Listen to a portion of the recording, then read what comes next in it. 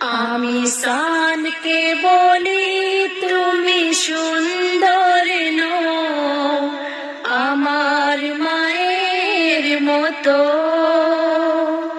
গোলাপকে বলি তুমি মিষ্টি নও, আমার মায়ের মতো। মা যে আমার সবার সেরা, মা যে আমার সবার সেরা, অনন্তকাল বিরত। আমি সানকে